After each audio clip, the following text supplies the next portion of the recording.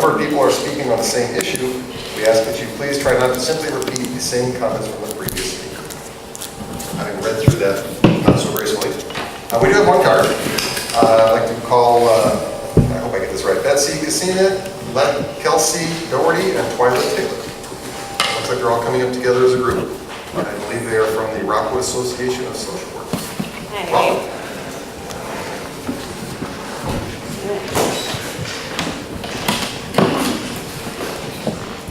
Hi, we just really wanted to put a face to some of the social workers that are serving in your district. I'm Betsy Cassina. I'm a licensed clinical social worker. I work at the 5 elementary schools in the Marquette quadrant, so that's Baldwin, Kerrs Mill, Westridge, Werther, and Wild Horse. I'm Kelsey Dowdy. I'm also a licensed clinical social worker, and I am at Wildwood Middle School. I'm Twyla Taylor. I'm an MSW social worker. I'm at Pine, Green Pines, Chesterfield, Babbler, and Ridge Meadows. Oh, sure, I can go first.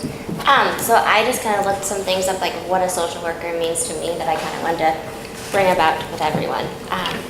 When I was looking, I really found that it means having just that open dialogue with our families and our students.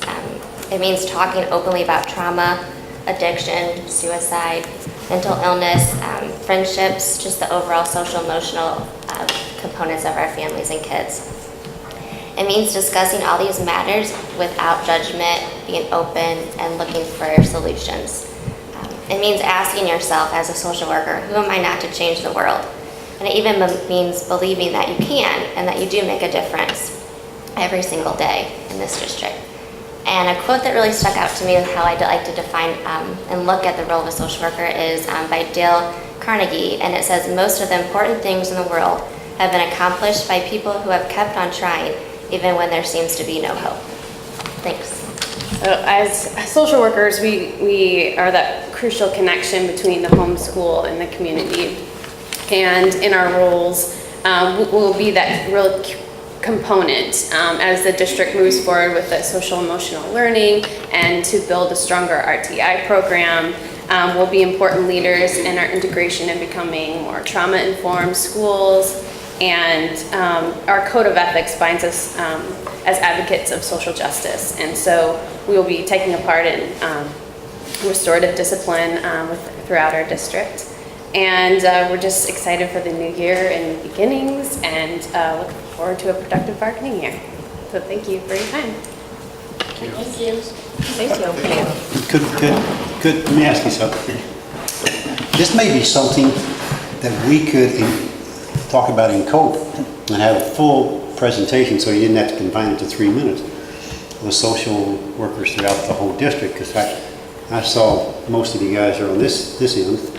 Talk about the Fenton area, the Eureka area, and all the different social workers, and sort of work up a little program, 10 or 15 minute program. Yeah, absolutely. Something to consider. Don't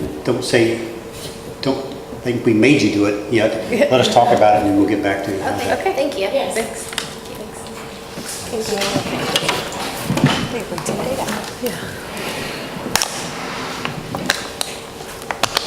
The next item on the agenda is Superintendent Board Comments, so I will turn it over to Dr. Knows. Thank you. Good evening. A couple of exciting things to report.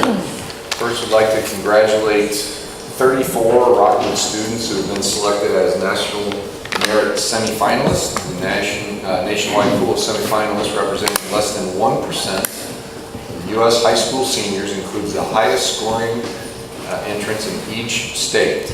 We'll have the opportunity to meet them at our upcoming Board of Education Awards meeting on November the 10th. 34 kids, that's quite impressive. We have a big district, but that is a pretty extraordinary accomplishment. We're proud of all of them. I wanted to mention that coming up, I have one of my wonderful town hall meetings. If you haven't been to one, they're riveting. You should go. We really, the idea is that I don't bring an agenda to the meeting. They are, the agenda is created by the questions that people ask, and there are times where we may have 50 or so people, but more often than not, lately we usually have a handful of people. So It's always great to see people out, but next Wednesday, September 21st, I will be hosting that at the Early Childhood Center in Clarkson Valley. And it's an opportunity for parents and patrons to join me for an informal conversation. And as usual, we don't have the agenda. It's open for the community members to come and get answers to their questions about education in our Rockwood schools. Hope to see some of you there. Another important date that I really want our community to be aware of is September the 28th, 6 p.m. at Pattonville High School. The Department of Elementary and Secondary Education and the Commissioner, Commissioner Van Diemen, who's new to her role just about a year and a half in. And she's really doing a lot of listening to educators and superintendents. And she's going around the state with her colleagues at the department and doing some listening sessions. And I really want Rockwood represented because we are the third largest district in the state. A lot of the information she receives, I think, will go into the sixth cycle of the Missouri School Improvement Program. I think that will have an influence on what she takes back to the department and what they decide with the state board. We've really been stressing the social emotional piece in our district and the importance of taking care of kids and the well-being of kids while finding their passions and building our curricular efforts around those passions, keeping high expectations. But we know that sometimes the constraints put on schools through programs like MSIP right now, Cycle 5, can sometimes knock you off track. And I think sometimes you give a false impression of the health of a school, so to speak. So anyway, a number of us will be there, some principals will be there, we hope that some of our parents will be there. We want to invite anyone to attend 6 p.m. September 28th at Pattonville High School. And did we finalize a time on our pre-meeting? I think we were shooting for about 4:30. Around 4:30, we're going to invite anybody going to gather in the annex where we will kind of just have a conversation that talks a little bit about my visionary pieces and the things we talk about in Rockwood, so we can kind of be on the same page. Not to tell anybody what they need to say when they get up there in a small group, but just so everybody can kind of feel grounded in the district's direction when they go to have those conversations. So that will probably be 4:30 in the annex on that same day, and then we can maybe even arrange some carpooling up to Pattonville and back. Okay, Lafayette High School. Once again, named one of America's best high schools by Newsweek. Only 7 Missouri high schools were selected in 2016. Out of 500 schools nationwide, they suggest that Lafayette is ranked 75. We're proud of all of our Rockwood high schools and their important work in preparing our students for college and career. One more item. Only 4 Missouri teachers were selected as recipients for the Presidential Award for Excellence in Mathematics and Science Teaching, including Rockwood's Nancy McClintock. Earlier this month, she was honored at a national award ceremony in Washington, D.C. Nancy has been an educator for more than 26 years, and she taught elementary gifted education for 18 years at the Center for Creative Learning. Nancy retired in June, and we're extremely proud she's representing us at this national conference. It was kind of neat to receive this, and then to find out that she was actually, I went to send an email to her, and wait a minute, she retired, so we couldn't. And she actually, when we got a hold of her, already got wind of it, but very excited about it, and we're thrilled that she was with Rockwood for all of her years, or at least through retirement. So congratulations to Nancy. That's all. Great, thank you. Any other board members have comments tonight? Dr. I have two things tonight. First, on the Rockwood News, which we got in the mail this week, it talks about the National Districts of Character. And it had an app that you can go to, our website, character.org. And I actually did, and I looked. It had all the schools of character selected this year. Missouri, the state of Missouri, had more than any other state by 10 or 15. That's number 1. But Rockwood was one of four districts that were selected. And congratulations to our neighboring, not our neighboring, but down the road, Baylor School District was the other one in Missouri. 2 in Missouri and 2 throughout the rest of the United States. I thought that was pretty good. That's quite an accomplishment.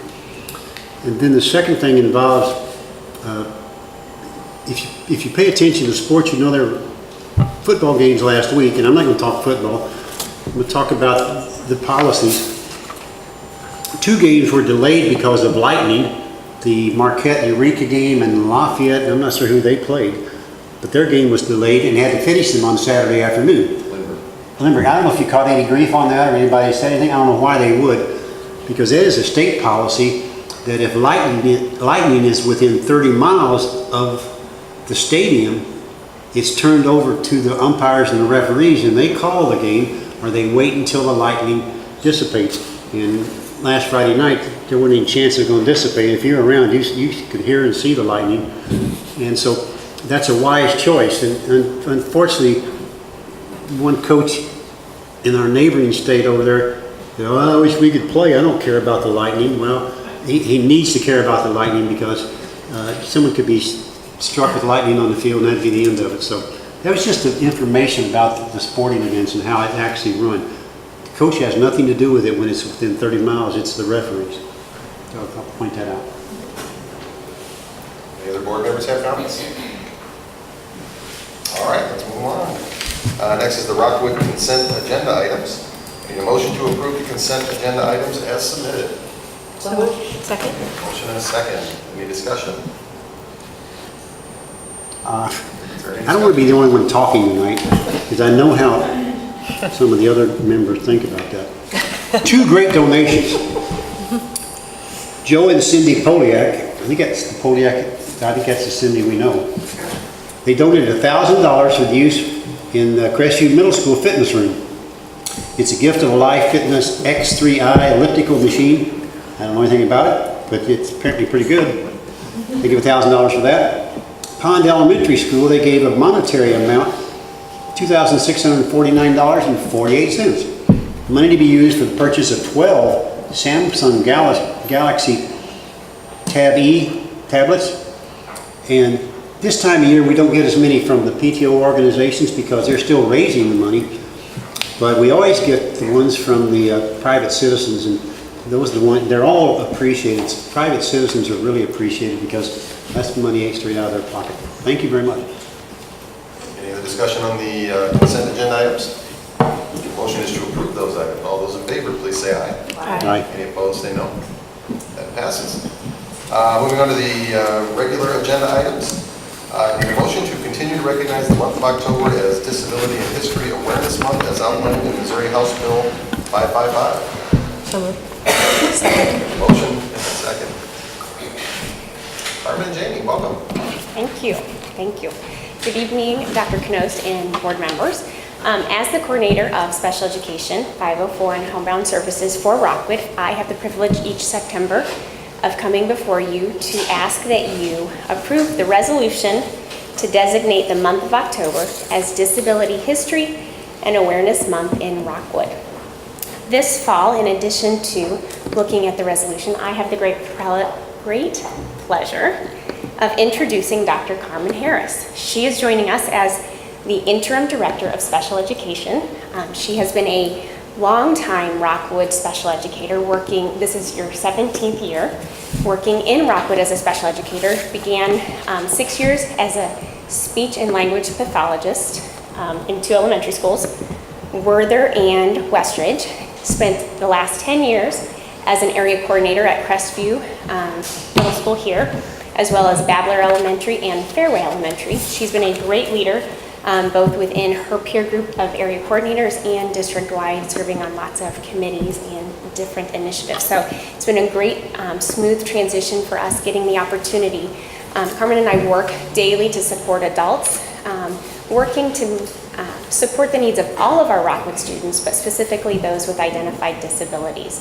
And so as we prepare for October's Disability Awareness Month, we are working with the communications department to highlight a couple of stories that feature the achievements and activities that some of our staff and students engage in. to raise awareness regarding disabilities. And so 2 of those stories that you can watch for on One Rockwood and on the public website will be a staff member who has created a foundation with a mission to empower and equip special education teachers in developing worlds. Specifically, they travel to Central America each summer. Additionally, we have a middle school student who has been selected for a notable part in an upcoming school play. And my understanding is this student has some other activities in theater outside of school. So we'll get to learn more about that student's achievements as well. So those are the things that we are hoping to highlight when we have this resolution in place declaring October as Disability and History Awareness Month. President Dole, would you mind reading the resolution? Actually, I think we're going to allow our newest board member, Linda, Oh, to read excellent. that. I don't know. Fitting. Okay. A resolution designating the month of October of every year as Disability History and Awareness Month, and encouraging our schools to provide instruction on disability history, people with disabilities, and the disability rights movement.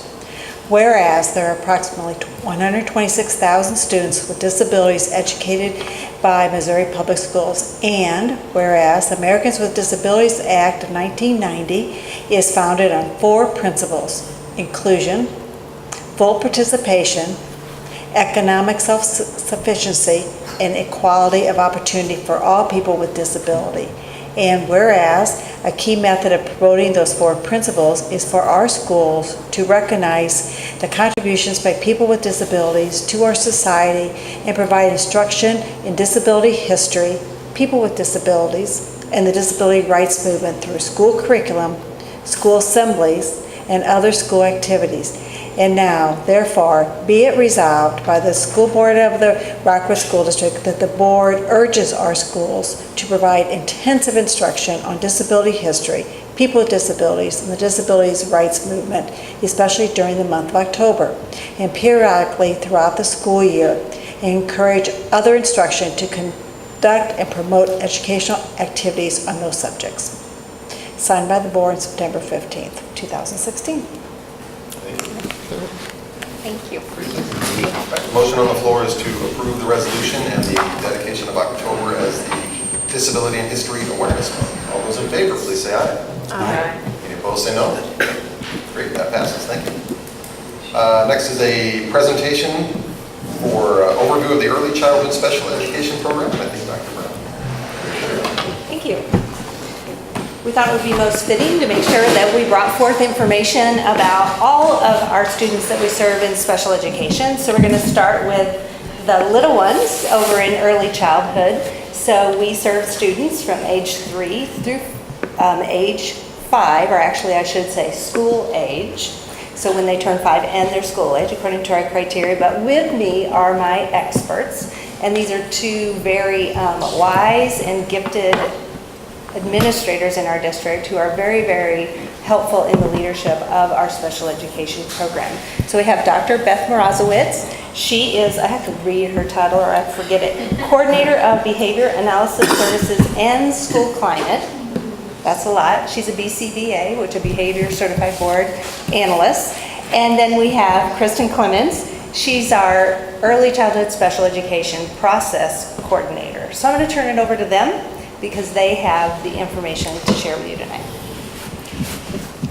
I'd like to just start by saying that where we begin with education at the age of 3 is so essential, and the things that we're doing for our youngest learners is very, very important. It's a blessing to work in this field. It's one I would have never anticipated landing in, but I'm very happy to be in it, so thank you. Our program is a program now in 11 different locations. Last year we had 130 staff members working for our program. So if you think about that, that's a pretty considerable amount of people working in early childhood special education. The 11 locations that we're in include Vandover and Clarkson Valley as our 2 more central locations, the 4 high schools, and then several elementary schools. Our most recent elementary school that we've joined is Fairway, and we are really enjoying becoming a part of their community, and they've embraced early childhood special ed very, very well over there. So I reported last year on some numbers, and you'll notice they were pretty steadily ticking upwards, upwards, upwards. Last year, for the first year since I've been here, and this is now my 7th year, we had sort of a plateau, which was nice to see that we are identifying our students well. We're conducting child find very, very well. We have great partnerships with the community preschools, and we're talking with them often, and they know to make referrals to us and send parents to us. And I feel like we've really reached that capacity where we've got our public very well understanding what we do. So we've reached sort of a plateau, which is good to see. We get a lot of referrals through a variety of sources. I get a lot of parent phone calls, and so every referral comes in through me, and we get parents that may have just left the doctor's office with some news that is pretty discouraging for them, and they'll call looking for help.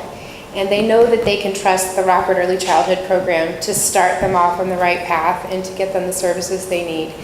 We also service students that would have been in the Birth Through 3 program First Steps, and we transition them in, and I get to go into the homes of families and represent Rockwood and get parents comfortable with sending their 3-year-olds potentially to our programs.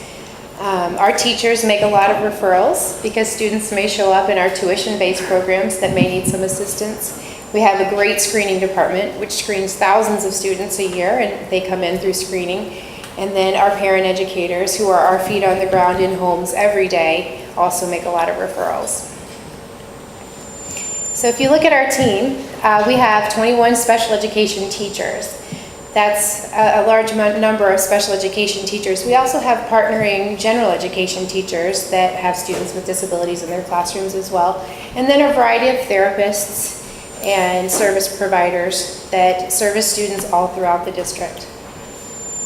I really pride ourselves on the work that we do with our students. We're really doing cutting-edge evidence-based practices with our students. We have 6 classrooms that are for students who have more intensive needs, primarily students on the autism spectrum. Over the last 2 years, and this will be our 3rd year, we've done a partnership with the University of Missouri-Columbia through the Thompson Center, where they're coming out and doing some great training with our teachers and our paraprofessionals working in those classrooms. We're doing something called pivotal response training, which many people are familiar with ADA or discrete trial teaching, where we present a card and say touch blue, and the child touches the blue card, and that's really good instruction for kiddos because at some point in time they need to be able to sit at a desk and follow directions. But young learners really learn so much through play. So what's really exciting about pivotal response training is it takes those same ABA principles, but it puts those principles in more of a naturalistic, play-based, child-led approach. So we have a partnership with the Thompson Center where they do an initial training with these teachers and paraprofessionals, and then weekly they do a coaching with our staff until they get those staff members up to fidelity. So we've trained staff in 6 classrooms. This year they'll be coming out and extending that training to our related service providers, which are occupational therapists and speech and language pathologists that work in those classrooms. So we're really excited about that. So I just wanted to spotlight one of the fabulous programs that we offer to our students. So we've had visitors already to our school, both Dr. Counts and Dr. Knos. Any of you are welcome to come and visit us. We have 906 students in program right now, 350 of which are early childhood special education. And as we talk about at all of our meetings, our purpose is to ensure that all of the children are well. So ladies, how are all of the children? The children are well. The children are well. Very well. Yes. Do you have any questions? No?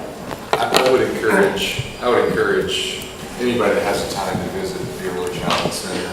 Of course, we have Vandover as well, but you know, how many did you say come through diagnostics? Last year we had about 470 referrals that came through diagnostics, and our number landed over 500. So we're at 350 students in program, so we'll be growing by 150 throughout the year. Are you right next door here? Right next door. No, but I was just to continue on that. Paying a visit there, it's great to see the kids, but also to go back and to see the behind-the-scenes work. It's, you know, I mean this in a positive way, but it's almost like a factory. It is. you know, we don't subscribe to factory models, but I mean, as far as getting the work done, it's intense, it's behind the scenes, it's wonderful people, always smile when I come in anyway, and just make you feel really, really good about what's going on there. It's very, very impressive. It's a Build-A-Bear factory. We There make you sure go. the parts there, There you and go. everyone is individualized, okay? An individualized Build-A-Bear factory, we start with the And heart. who doesn't want to go see a Build-A-Bear? Yeah. That's right. And you know what? They're all huggable. So come and see us. Thank you for giving us the opportunity just to talk about our program. All kids are important, and the teachers are phenomenal, and we embrace all kids when they walk in our doors. And our job is to prepare them for that next step so that they're ready to fly whenever they leave us at 12th grade. So it begins hopefully in the beginning. Jane, what did you say the numbers were? 900 total? We have 906, that was as of September the 7th. We had 906 students in all of our programs. I actually have it written down here. 350 are in program right now in early childhood special education. 398 are enrolled in our half-day tuition preschool, and then 158 are in full-day preschool. I always feel a little bit awkward about just dropping in on a school because I'm concerned that I'm going to cause it. But if there was a special day that came up or something that you time, I always feel much better about it if I know I'm not causing a disturbance. So if there's a time I'd love to know about it, I'd love to see some. I think the way that our program is we have people coming in and out all the time with therapists, and we have music therapists and behavior therapists and speech, and all these therapists going in and out. Kids are used to that, and so really anytime. And really we don't have a lot of special days because what's meaningful to the kids is to make every day special. So come on. Yeah, you will blend right in. I went out at the end of last year and Josie jumped right into a classroom and asked to stay all day. So She wanted to loved stay. it. Yeah, my So now favorite. she's enrolled. You're right, at Vandover, yep. We got her. Yeah. I just Hey, wondered what she meant by I would blend in at the early. I've got the perfect room for you. Having been there a few times last year, Yeah.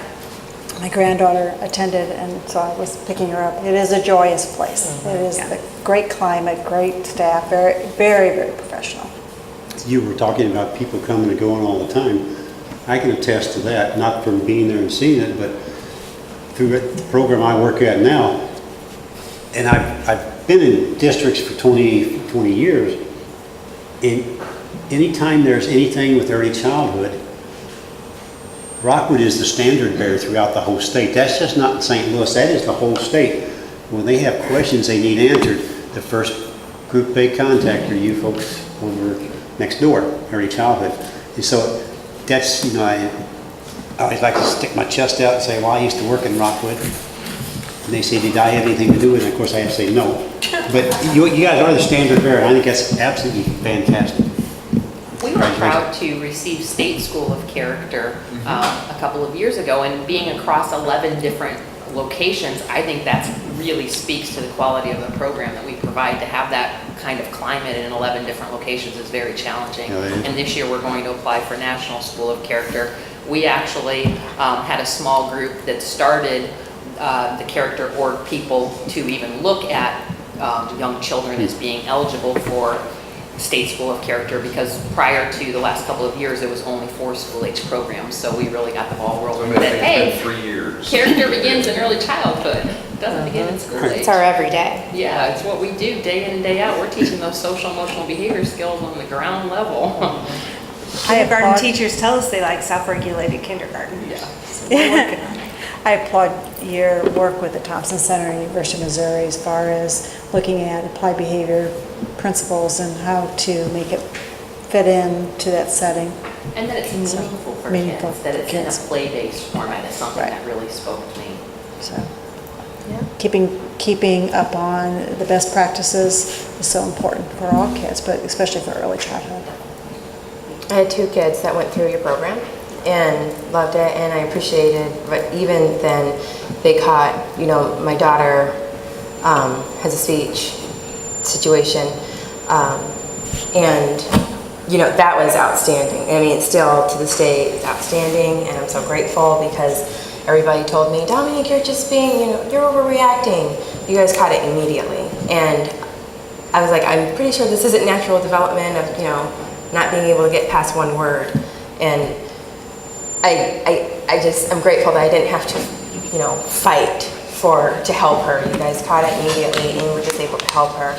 And then I know a lot of parents, since my kids are younger, I know a lot of parents with young kids, and they go to other programs, but then, I always recommend them to go to Rockwood. I'm just like, well, are your kids going to go to public school or private school? And if they're going to public school, they probably should become acclimated with Rockwood and how they do things. And so it's a very easy transition into their school because they already know, like, these are going to be my kids are still friends with their preschool, their early childhood friends, and that transition and how they do things and even how they learn and the environment, like the teachers over there, it's seamless. It was a seamless transition. And other families, they honestly did not have that because their structures are different. Not saying they're bad, but they're just different. And it is easier for the kids long term for them to start off, like you said, start off the way you're going to finish. Like if you're going to go through Rockwood, it's easier to make that transition, that swing, if you start in the right place with a solid foundation. As far as the standard of what we expect for our kids.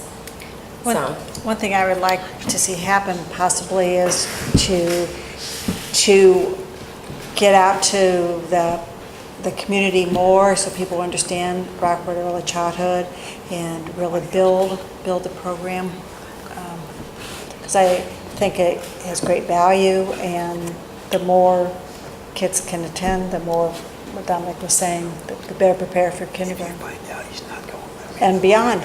The earlier intervention, the better. So thank you, Dominique, for your segue to transitioning to school age. Sounds like your kids have made a successful transition.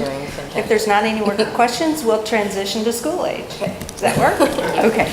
Take care.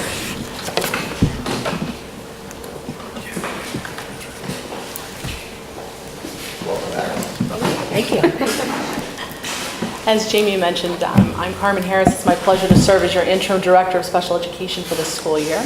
And this evening, I'm here to talk about a few of the collaborative efforts that are occurring between Special School District and Rockwood currently. Typically, Dr. Westbury would be joining us this evening. He apologizes. He's unable to attend, but he's asked for me to speak on his behalf. Right. So just like him, for those of us following at home on TV, we have to move to the next item for the presentation of the Special School District. This summer, we had an opportunity to collaborate in the area of professional development, where Rockwood had a specific professional development opportunity created just for the special education staff who would be providing services to students in the area of reading. This professional development would ensure that our special education staff have that opportunity to accurately progress monitor students as they're working through the Rockwood curriculum in reading. We're also currently working on a partnership committee in which we're reviewing our partnership agreement between Special School District and Rockwood. This committee consists of a joint group effort between general and special education teachers as well as administrators, and we have elementary, middle, and secondary that are all present at this meeting, including some members of our Rockwood NEA and curriculum department.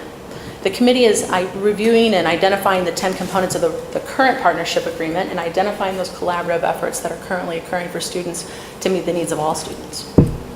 And then we also have had some efforts in working towards staffing and programming to meet student need as that continues to grow for us in the area of Rockwood.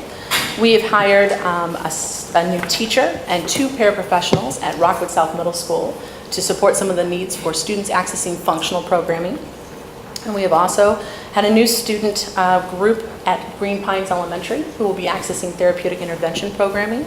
So we're happy to bring those needs to address the needs of the students that we have in Rockwood. Currently, we have a little over 2,900 students that we're serving for special education services, and we have about 455 staff members in the Rockwood area. Do you have any questions? I didn't realize you had that many in the Rockwood district. And that's Rockwood district alone? Correct. Wow. Do parents have to request for their children to be seen by, you said therapeutic intervention, or the BCBA, it sounded, what was that? Behavior analyst in school age. Like if there hypothetically is a child that is having behavioral problems and just hasn't been identified as an actual problem, and they might be getting in trouble, but might actually need help. Does the parent have to contact you, or how does that work? So there are a couple of things that we're doing right now. We're working with our RTI process to support and assist that social emotional learning for our students. And so we have a couple of individuals who have been supporting the entire general education population as well as specific situations for special education. One of those is Dr. Greg Hungerford, who is one of our effective practice specialists who works in social emotional behavioral realm, if you will. And our second is Dr. John Bruno, who is our effective practice specialist who supports our students with autism as well as a variety of other areas of need. Those two individuals have typically come in when a general education administrator has found that there might be a concern, or a parent has come to that administrator to say, gosh, what else could we do, or what other options do we have available to us? And we will brainstorm with that team to see how else we could better support that student before potentially moving into maybe a referral for special education services. You said Dr. Bruno? Dr. Bruno. Additionally, Rockwood has some staff members through the social workers, some of the ladies that talked earlier, and colleagues within that group, as well as Dr. Terry Harris, who is our Executive Director of Student Services. They're also looking very specifically at social emotional learning needs of students across the board. And he has reached out to both of these effective practice specialists. And so that partnership is alive and well, where Rockwood administrators work with special school district administrators, and we talk about what are the needs of the students in the district, be it students with disabilities and those without that may just be showing some signs of being at risk, be it academic or behavioral. And then we're designing adult learning opportunities so that we can grow the skill set of everyone to meet the needs of all kids. If a student is placed in Tier 3 through the RTI, does SSD automatically step in, or only if it is a situation where there's been a diagnosis? For special school district to provide special education services through the IP, obviously we have to go through that referral process, eligibility determined that they are a student with a disability. For Tier 3, it depends on the school, it depends on the nature of the concern at hand and the interventions. Special school district alone would not be implementing interventions single-handedly, but it would be in partnership, and oftentimes that involves individuals like Dr. Bruno and Dr. Hungerford coaching Rockwood staff in how to work and support. There are times that general ed and special education teachers are working together to provide interventions.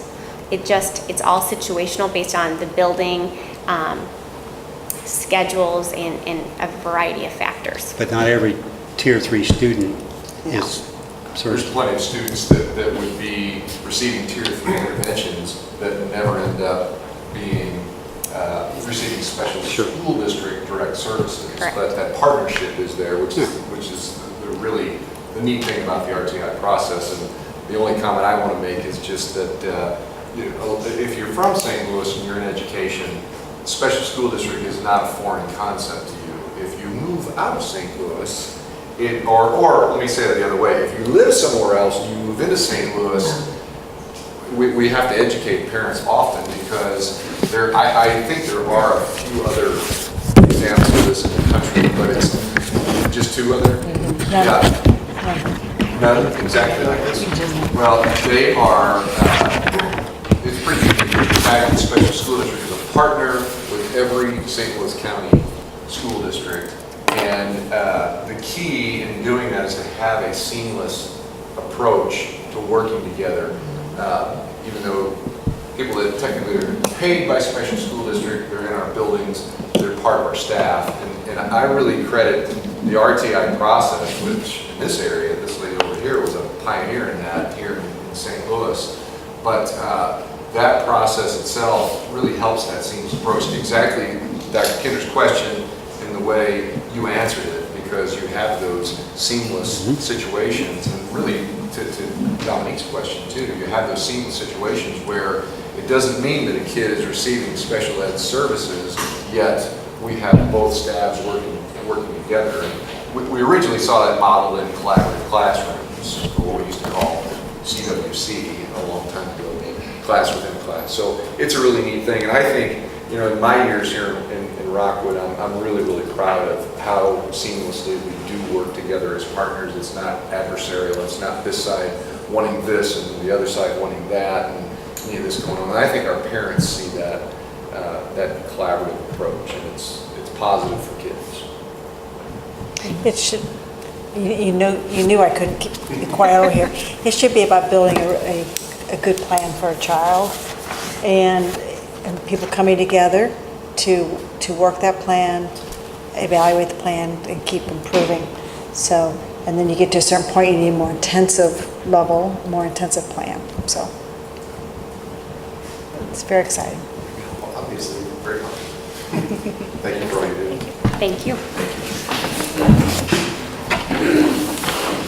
Next item on the agenda is 8.04, bond issue purchases and related contracts over $150,000. Almost explain every time that we take items that are over $150,000 and we take them one at a time and look at items under $150,000 and things are approved. Tonight we only have two that are over $150,000. Mr. Frank, Mr. Rooney, tell us. Okay, yeah, the first of the two items is for one of the architects that's working on one of our larger projects right now. It's Dickinson Hussman Architects. They are the architect for the STEM labs at Lafayette and Rockwood Summit High School, as well as Marquette.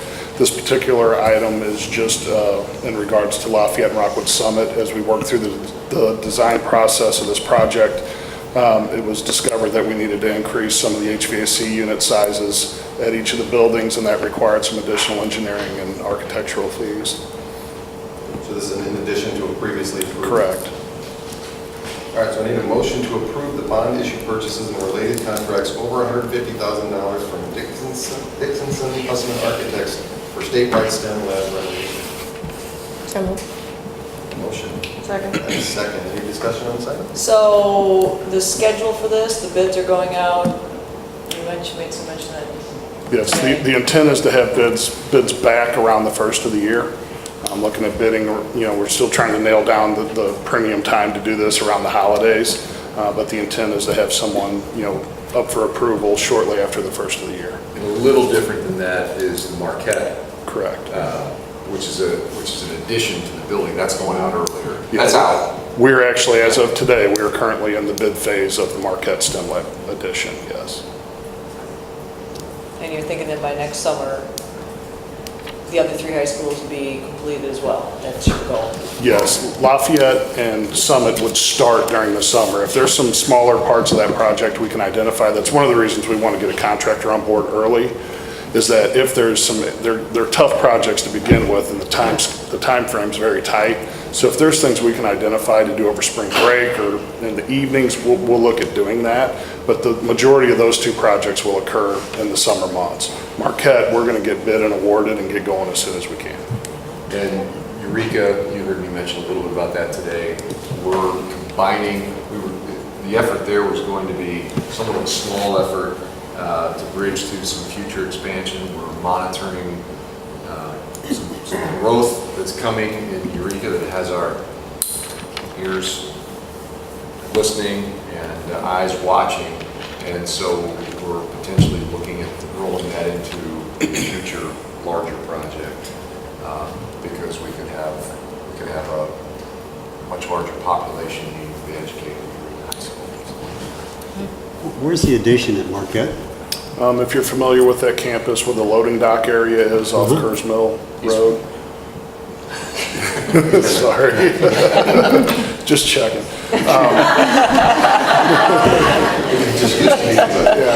But it is, actually it's going to be an elevated, really two-story addition that attaches to the existing building, but goes over the existing loading dock area. The second or third floor. Correct. So it'll be the second and third floor. Yeah, that's correct. Over the loading dock. That's interesting. The hallway, the third floor hallway that runs the lane just will continue, and the second floor will just continue on out of that way. Well, you can You can do it in the second floor too. Yes, second, third floor. Very interesting. It'll bring science space and also additional classroom space, which the building deals with some issues as far as, you've got science people on carts and you've got other, language arts folks kind of scattered all over the place. So it really gives some ability to better align how things are set up, how departments are set up. It goes beyond STEM. Most of the science, I'm thinking, the original science areas are on that end of the building already, aren't they? Yes. Okay. Just let you know I knew that. Any discussion on this item? Then the motion is to approve the contract for the items for the STEM lab renovations district-wide. All those in favor, please say aye. Aye. Any opposed, say no.